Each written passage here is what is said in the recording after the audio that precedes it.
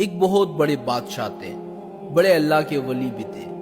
ایک دفعہ وہ نماز پڑھنے کے لیے مسجد تشریف لائے تو نماز پڑھنے کے بعد دیکھا کہ ایک طالب علم نماز پڑھ رہا ہے، بڑے خشوع کے ساتھ، بڑے اطمینان کے ساتھ، اور ایسی نماز پڑھ رہا ہے کہ بادشاہ نے کہا کہ ایسی نماز تو میں نے آج تک نہیں دیکھی کہ اتنے بڑے خشوع کے ساتھ، اطمینان کے ساتھ نماز پڑھ رہا ہے۔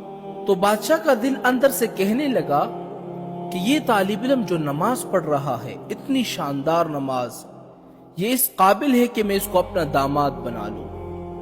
بادشاہ نے یہ نہیں دیکھا کہ اس کے پاس مال نہیں ہے، اس کی حیثیت نہیں دیکھی، اس کا حسب نسب نہیں دیکھا، اس لیے کہ ان چیزوں سے اس کا کوئی تعلق نہیں ہے۔ تو بادشاہ کے دل میں آیا کہ میں اس کو اپنا داماد بنا لیتا ہوں۔ وہ طالب علم نماز سے فارغ ہوا تو بادشاہ نے اپنا ایک وزیر بھیجا کہ جب یہ نماز سے فارغ ہو جائے تو اس کو میرے پاس بلاؤ۔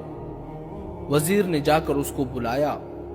وزیر کے بلانے پر وہ بیچارہ کانپ رہا تھا کہ بادشاہ مجھے بلا رہے ہیں، پتہ نہیں کیا بات ہے۔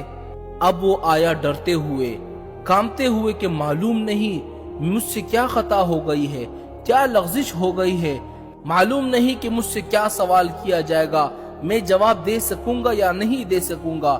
جب وہ طالب علم حاضر ہوا تو بادشاہ نے اسے بٹھایا اور بٹھانے کے بعد کہا کہ میں تم سے ایک بات کہنا چاہتا ہوں، وہ یہ ہے کہ میرے دل میں خواہش گزری ہے کہ میں تمہیں اپنا داماد بنا لوں۔ تمہاری اگر شادی نہیں ہوئی ہے، اگر تم شادی کرنا چاہتے ہو تو میری لڑکی سے کر لو۔ بس جناب یہ سننا تھا کہ اس کا دماغ چکرانے لگا، اس لیے کہ بادشاہ کی بیٹی سے شادی کر کے میں کیا کروں گا، کہاں رکھوں گا، کیا کھلاؤں گا، کیسے اس کے خواہشات پوری کروں گا۔